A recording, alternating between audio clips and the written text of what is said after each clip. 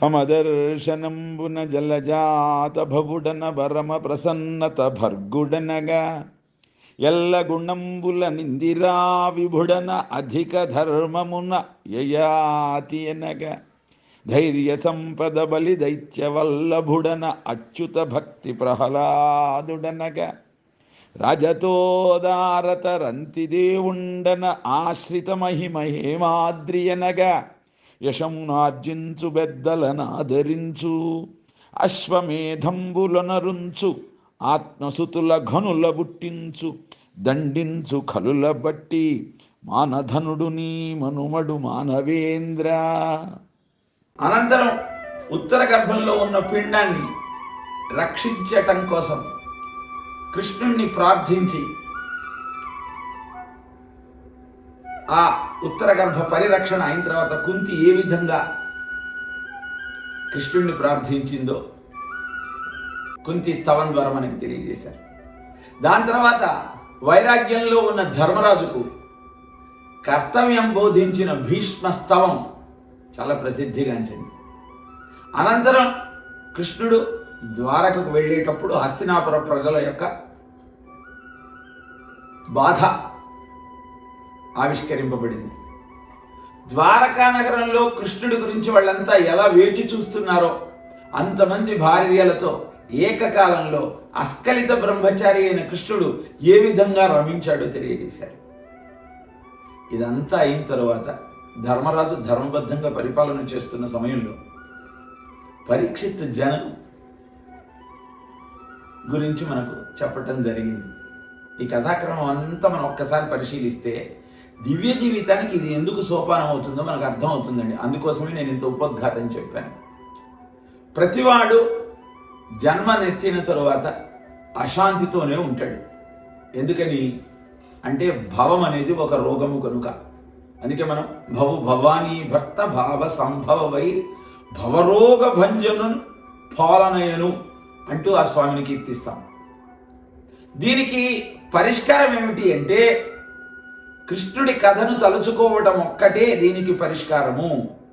కర్మల బానిసత్వం నుంచి బయటపడి ఎలాగైతే దాసీపుత్రుడు దేవర్షిగా ఆవిర్భవించాడో అలానే జీవుడు కూడా తన కర్మలను అంతం చేసుకొని ఆ పరమాత్మ వైపు ప్రయాణం సాగించాలి అన్నది నారదుని యొక్క వృత్తాంతం ద్వారా తెలియజేస్తే కథా ప్రారంభంలోనే అశ్వత్థామ వృత్తాంతం ఎందుకు కనబడుతుంది అంటే, నాయన నువ్వు ఎన్ని విన్నా ఎన్ని చూసినా కలియుగంలో దుర్మార్గమైన ఆలోచన విధానం నీలో ఉంటుంది.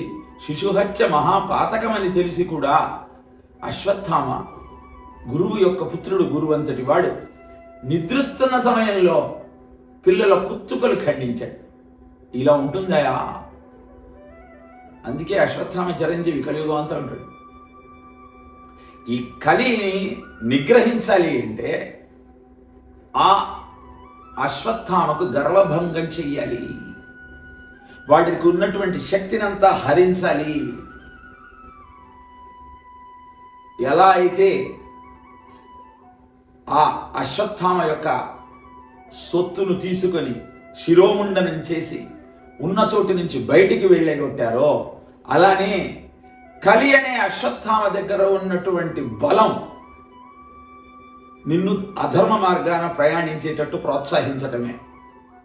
మరి అశ్వత్థామను నిర్బంధించాలి అంటే అర్జునుడు ఎవరి సహాయంతో నిర్బంధించగలిగాడు అంటే కృష్ణుడి సహాయంతో నిర్బంధించగలిగాడు. కాబట్టి నీలో ఉన్న దుర్మార్గమైన కళని నిర్బంధించాలి అంటే నీకు ఆ కృష్ణుడి సహాయమే కావాలి. అలా అంత దెబ్బతిన్నా వాడు ఊరుకున్నాడా? మళ్ళీ బ్రహ్మాస్త్రాన్ని ప్రయోగించాడు. అపాండవీయం చేయాలి. అందుకే కుంతిదేవి ఏమన్నది అంటే, కష్టాలే కలిగనియ్యా మాకెప్పుడు, నువ్వు గుర్తుంటావు. విపద సంతు నశ్వశ్వత్ తత్ర తత్ర జగద్గురు అని ఎప్పుడు కష్టాలుంటే భవతో దర్శన యత్ స్యాత్ అపునర్భవ దర్శనం, మళ్ళీ పుట్టుక లేకుండా ఉండాలి అంటే ఎప్పుడు నిన్నే చూస్తూ ఉండాలంటే ఈ జన్మలో నాకు అన్ని కష్టాలు ఇవి, నిన్ను ఎప్పుడు తలుచుకుంటూ ఉంటాను అన్న విషయాన్ని మనకు కుంతి స్తవం ద్వారా తెలియజేస్తే, నా కారణంగానే కొంతమంది బంధువులు, పుత్రులు, తాతలు అంతా అంతరించారన్న వైరాగ్య భావనతో ధర్మరాజు కుంచుకుపోతున్న సమయంలో భీష్ముడి యొక్క జ్ఞానబోధ ధర్మరాజును కార్యోన్ముఖుడిని చేసింది.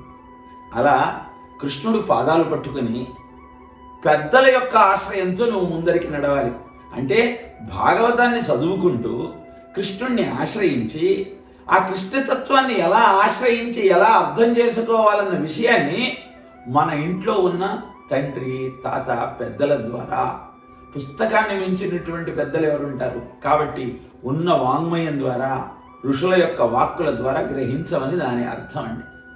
ఇలా భీష్మ స్తవం అయిపోయిన తరువాత కృష్ణుడు ద్వారకకు వెళ్ళాడు. ద్వారకకు వెళుతూ ఉన్నప్పుడు హస్తినాపురంలో ఉన్న ప్రజలంతా బాధపడ్డారు, ద్వారకలో ఉన్న వాళ్ళంతా సంతోషించారు.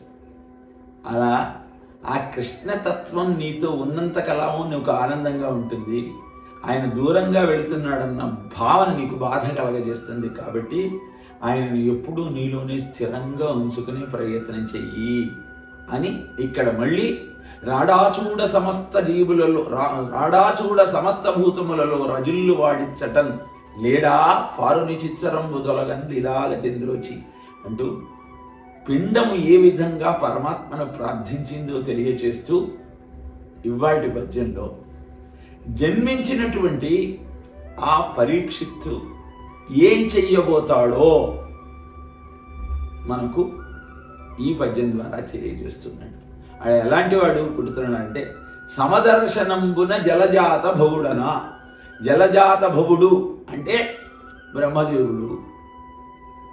బ్రహ్మదేవుడు సమదర్శనుడు. ఆయనకు ఒకళ్ళ మీద ప్రేమ, ఒకళ్ళ మీద కోపం అలా ఉండదు. నీ కర్మల బట్టి నీకు జన్మ ఇస్తూ ఉంటాడు. కాబట్టి పరీక్షిత్ ఏం చేస్తాడు? తన రాజ్యంలో బ్రహ్మదేవుడిలాగా పరిపాలన చేస్తాడు. తరువాత పరమ ప్రసన్నుత భర్గుడనగా, ఇహ కటాక్షానికి శివుడంతటి వాడు. శివుడు చూపించినంత ప్రేమ విషాన్ని కూడా తన ప్రజలను రక్షించుకోవటం కోసం మిగిలినవాడు. నలమువా పరోపకారమిదం ఏకం పశూనాం పతే పశ్యన్ కుక్షిగతాన్ చరాచరగణాన్ బాహ్యస్థితాన్ రక్షితుం సర్వామర్చ బలాయనౌషధమతి జ్వాలాకరం భీకరం నిక్షిప్తం గరళం గళేన గిళితం నోదీర్ణమేవ త్వయా అంటాడు కదా శివానంద లహరిలో. ఆ విషయాన్ని కూడా గొంతులో నిలుపుకున్నవాడు శివుడు. అంతటి కరుణామయ దృష్టి కలిగిన వాడు అవుతాడు. ఎల్ల గుణంబులకు ఇందిరా విభుడన్న కోనస్మిన్ సాంప్రతం లోకే గుణవాన్ కశ్చ వీర్యవాన్ ధర్మజ్ఞశ్చ కృతజ్ఞశ్చ సత్యవాక్యో దృఢవ్రతః చారిత్రేణ చ కో యుక్తః సర్వభూతేషు కో యుతః అంటూ 16 గుణముల యొక్క సంపూర్ణమైన స్వరూపం ఎవరు అంటే రామచంద్రమూర్తి. ఆయనే శ్రీమన్నారాయణుడు. అందుకని అన్ని మంచి గుణాలకు సత్వగుణానికి నిలువెత్తు నిదర్శనమైన శ్రీమన్నారాయణుడు లాంటి వాడు అని చెప్పి అధిక ధర్మమున యయాతి అనగా, యయాతి ఈ వంశానికి మూల పురుషుడు కనుక యయాతి ధర్మాన్ని పరిపాలించటంలో యయాతి లాంటి వాడు. ధైర్య సంపద బలి దైత్య వల్లభుడన. ఇక ధైర్యము అంటే మనము రామచంద్రమూర్తి యొక్క సద్గుణాలు చదువుతూ ధర్మజ్ఞశ్చ కృతజ్ఞశ్చ సత్యవాక్యో దృఢవ్రతః చారిత్రేణ చ కో యుక్తః అని అనుకున్నాం. ప్రతివాడికి ధర్మాన్ని ఆచరించాలని ఉంటుంది, బాగానే ఉంది. కృతజ్ఞశ్చ చేసిన పనికి తిరిగి ఉపకారం చేయాలని ఉంటుంది. సత్యవాక్ పరిపాలన చేయాలని ఉంటుంది. ఈ సత్యవాక్కును పరిపాలించేటప్పుడు అనేక కష్టాలు ఎదురవుతాయి. మరి దాన్ని నిలబెట్టుకోవాలంటే దృఢవ్రత, తాను నమ్మినటువంటి సత్యమునందు ధర్మమునందు దృఢమైన దృష్టి ఉండాలి. అది బలిచక్రవర్తికి ఉంది. కనుకనే వచ్చిన వాడు తనను అంతం చేస్తాడని తెలిసిన కారే రాజులు రాజ్యములు గల్గవి వారి సిరిమూట కట్టుకొని పోయిందాలిరే భూమిపై పేరేనంగలదే అని తన ప్రాణమైనా ఇచ్చి తానిచ్చిన మాటకు నిలబడి ఉంటానని చెప్పి బలి చెప్పినట్టు అంత సత్యవాక్ నిష్ఠ ఉంటుందయా నీ మనవడిలో అని చెప్తూ అచ్యుత భక్తి ప్రహ్లాదుడనగా, ఇహ భక్తి ఎంత ఉంటుందంటే ప్రహ్లాదుడిదంట. మీకు చెప్పాల్సిందేముంది? పానీయంబులు తాగుచన్ గుడుచుచున్ హాసనీలా నిద్రాదులు సేయించన్ సంతత శ్రీనారాయణ పాద పద్మయుగళ చింతామృత ఆస్వాదుండై మరచన్ సురారిసుతుడే తద్విశ్వమున్ భూవర. కాబట్టి ప్రహ్లాదుడు లాంటి భక్తి ఉంటుంది. రాజతోదారత రంతిదేవుండను. ఇహ ఉదారత అంటే మనం సామాన్యంగా మనకున్నది ఇవ్వటానికి ముందుకు వస్తాం. ఉదారం అంటే అదే అర్థం కాదట. మన శక్తికి మించి ఇవ్వటానికి ప్రయత్నం చేస్తే దాన్ని ఉదారత అంటారట. దానికి రంతిదేవుడి పేరు చెప్తారు. ఎందుకంటే రంతిదేవుడు రాజ్యమంతా వదిలేసి 3 రోజులు అన్నం లేకుండా తిరుగుతూ కొంత పిండి దొరికితే దాంట్లో రొట్టెలు చేసుకుంటే ఆయనను పరీక్షిద్దామని ఒక్కొక్కళ్ళు వచ్చి ఆ రొట్టెలు అడిగితే అవన్నీ ఇచ్చేసేసాడు. ఆఖరికి ఒక బిచ్చగాడు వచ్చి, నాకు ఇంకా ఆకలి అవుతుంది ఏమన్నా ఇవ్వయ్యా అంటే, అన్నము లేదు కొన్ని మధురాంబులున్నవి దావమన్నా, మా ఇంట్లో అన్నం లేదయా మంచినీళ్ళు ఉన్నాయి ఇవ్వమంటావా అని తాను తాగకుండా ఇవ్వటానికి సిద్ధమయ్యాడు.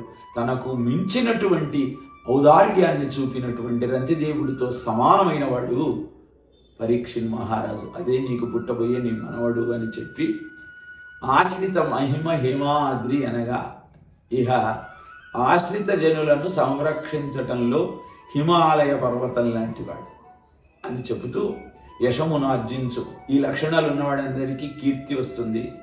పెద్దలను ఆదరించు, పెద్దలను అందరినీ గౌరవిస్తాడు. అశ్వమేధములు అనరించు.